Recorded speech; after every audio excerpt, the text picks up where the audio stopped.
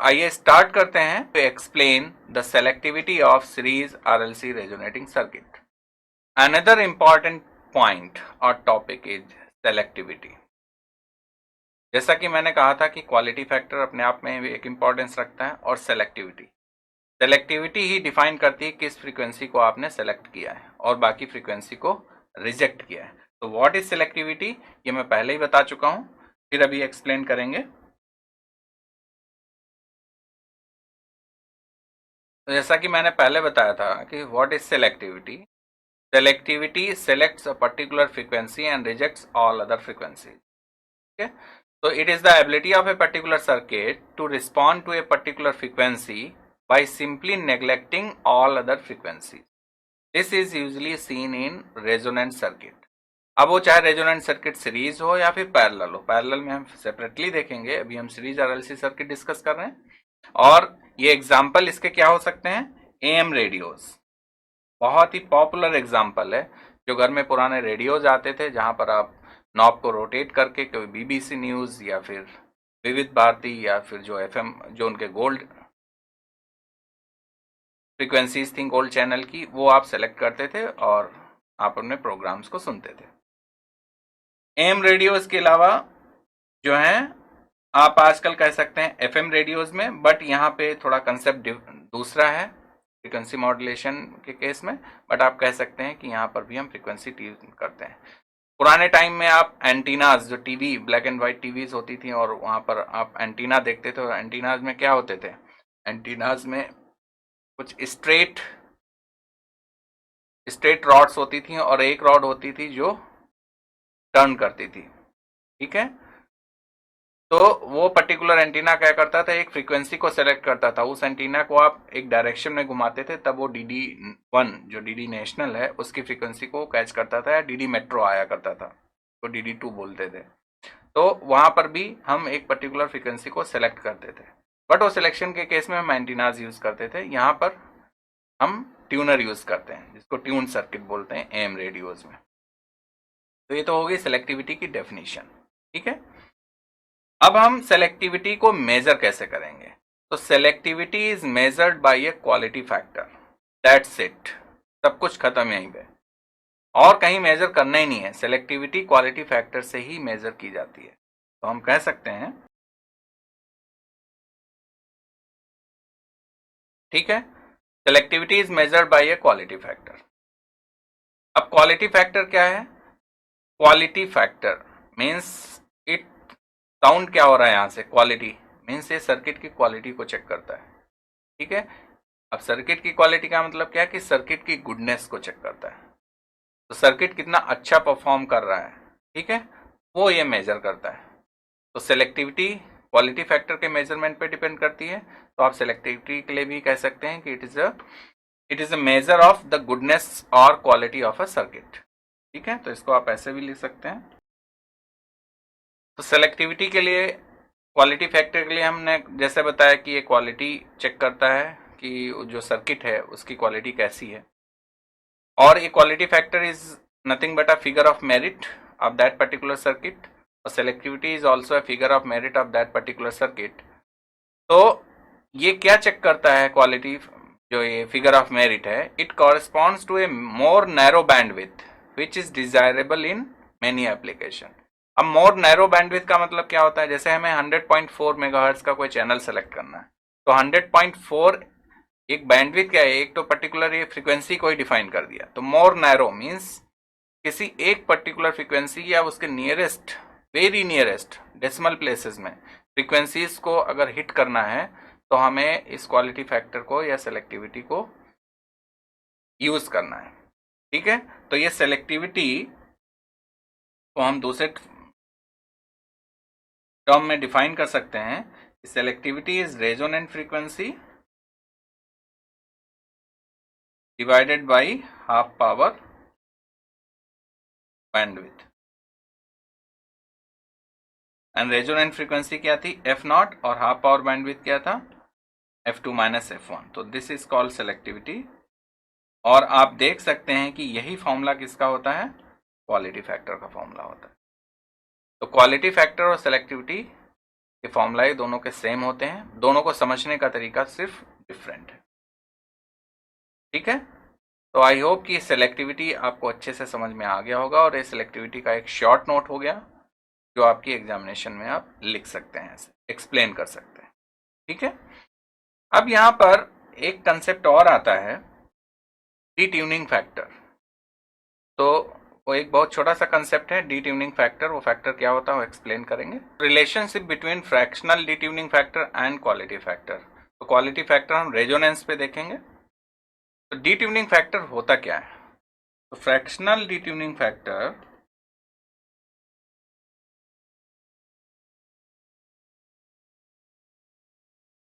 it is denoted by delta and is defined as delta equals to f minus f naught upon f naught, और आप कह सकते हैं omega minus omega naught upon, this is detuning factor. तो this is nothing but a fractional change in frequency with respect to the resonant frequency, right. अब आप देखिए कि हमारे पास इंपीडेंस जो होता है सीरीज आरएलसी सर्किट का, वो हम कुछ ऐसे लिखते हैं, omega L minus 1 upon omega C. तो हम इसको रीअरेंज कर रहे हैं, R is common 1 plus j omega L divided by R minus 1 upon omega C R. अब इसमें हम कुछ चेंजेस करेंगे, जो ओमेगा एल बाई आर है वो 1 upon omega C by R है, यहाँ पर ओमेगा नॉट से डिवाइड करेंगे, ओमेगा नॉट से मल्टीप्लाई करेंगे।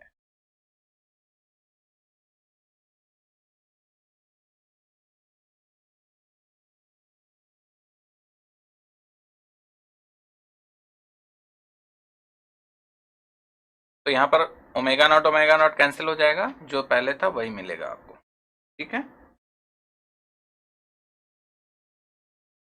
अब आप देखिए omega naught L by R क्या होता है, क्वालिटी फैक्टर। और चूंकि ये क्वालिटी फैक्टर हम रेजोनेंस पे डिस्कस कर रहे हैं, इसलिए हमको इसको क्यू नॉट लिख सकते हैं, अदरवाइज क्यू भी लिखें तो कोई प्रॉब्लम नहीं है। ओमेगा नॉट माइनस ये भी क्यू नॉट हो गया,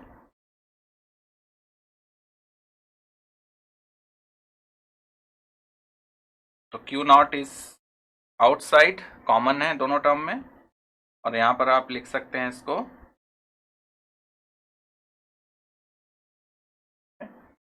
अब आप देखिए delta equals to omega minus omega naught upon omega naught है, तो इसको आप यहां से ये भी कर सकते हैं कि 1 प्लस डेल्टा अगर लिखें तो ये आ जाएगा omega upon omega not. 1 add कर दीजिए दोनों साइड में। ठीक है, तो कुछ ऐसे चेंजेस हम यहाँ कर रहे हैं, और ये z की जो वैल्यू आएगी in terms of quality factor and D tuning factor, तो इसको आप जब चेंज करेंगे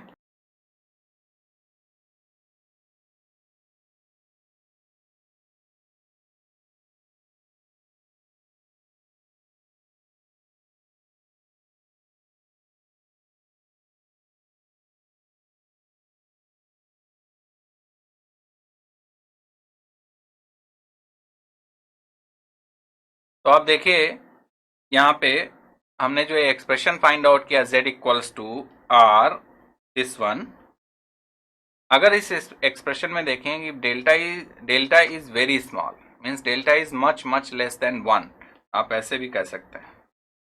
तो 2 plus delta is 2, 1 plus delta is 1, delta cancel out हो जाएगा।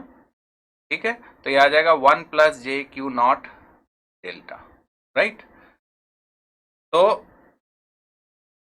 यहां से हमने फाइंड आउट कर लिया कि relation between the impedance, quality factor and D tuning factor. ठीक है, यहाँ पे 2 आ जाएगा।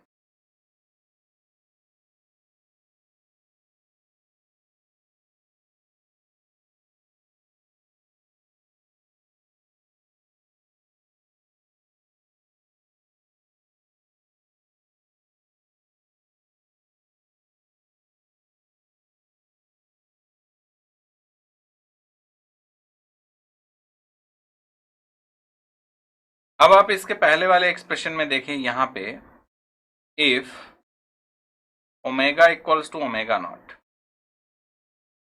या फिर इसमें नहीं देखते हैं, मेन डिट्यूनिंग फैक्टर का जो फ्रैक्शन का फॉर्मूला है यहां पर देखिए, if omega equals to omega naught then detuning factor becomes, और जैसे ही detuning factor 0 हो जाएगा तो आप लास्ट इक्वेशन में देखिए, when delta equals to 0 z equals to r। तो आपको detuning factor का मतलब समझ में आ गया क्यों हमने डिस्कस किया। detuning factor अगर 0 है तो circuit as a resonance circuit behave करेगा, z equals to r मिलेगा। If there is a presence of detuning factor, means if there is a fractional change in frequency with respect to resonance frequency, then the presence of detuning factor will be there in all the expressions, right? Because impedance is z equals to r1 plus j2 q naught delta, तो वो q naught पे भी depend करेगा, detuning factor पे भी depend करेगा। तो detuning factor एक इंपॉर्टेंट रोल प्ले करता है। इस पे बेस जनरली न्यूमेरिकल कम ही आते हैं, बट अगर detuning फैक्टर का यूज किसी न्यूमेरिकल में किया गया है तो आप समझ जाइए कि ऐसे हमें एक्सप्रेशंस को इनकॉर्पोरेट करना है उस पर्टिकुलर न्यूमेरिकल के सोल्यूशन में। तो आइए हम यहाँ पर आपका नॉलेज चेक करते हैं कि ये detuning फैक्टर, क्वालिटी फैक्टर और सिलेक्टिविटी कितना समझ में आया है आपको। तो आई होप कि जो भी अभी तक हमने डिस्कस किया है वो आपको अच्छे से समझ में आ गया होगा।